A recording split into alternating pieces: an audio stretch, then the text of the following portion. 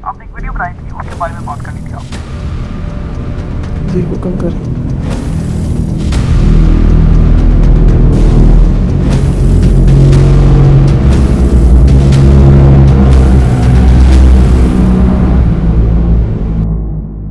Hello guys, how are you? It's Umar. First of all उम्मीद करता हूँ आप सब अच्छे होंगे, खैरियत से होंगे।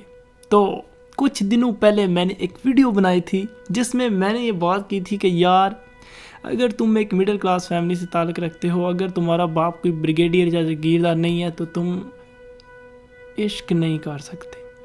और ये वर्ड मैंने बड़ा गलती से यूज़ कर दिया।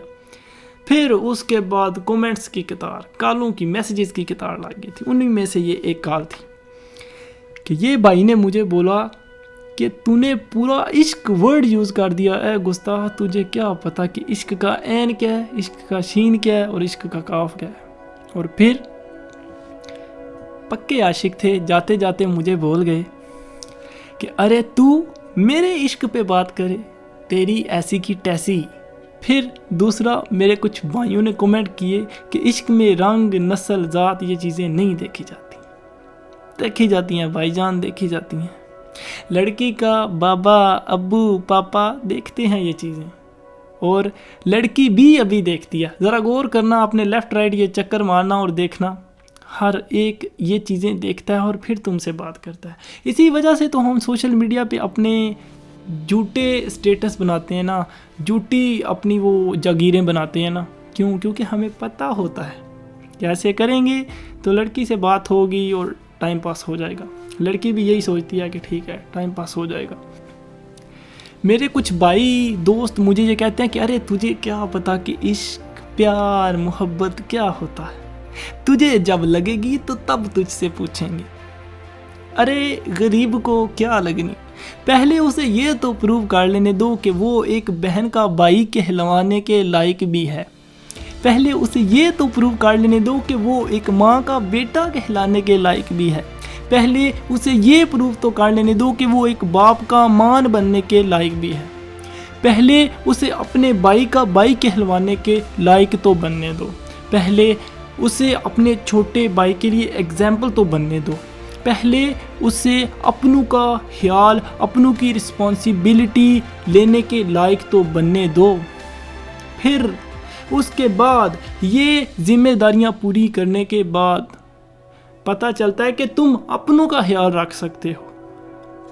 जब तुम अपनों का ख्याल रख सकते हो तो फिर जाके किसी और को अपना बना सकते हो।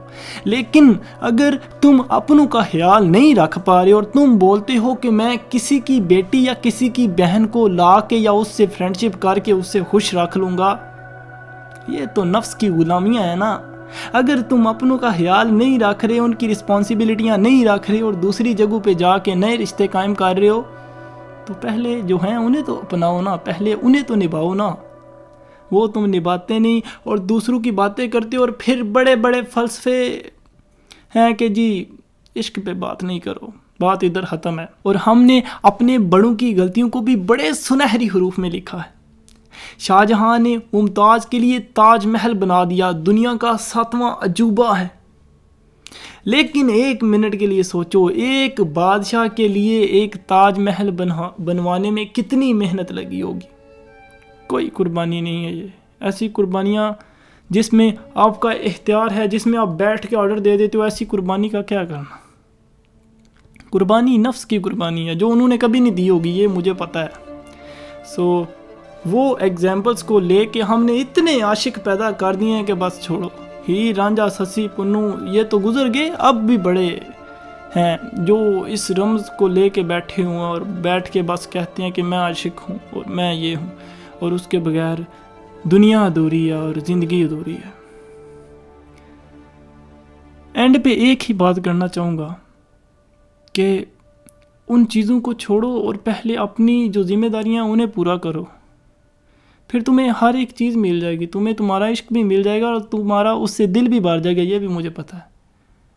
بس ایویں کسی کو کال کر کے رات کو یہ کہہ دینا کہ ارے تجھے کیا پتہ میرا عشق کیا اور تیرا عشق کیا ہے، اس سے تو کچھ نہیں نہ بنے گا۔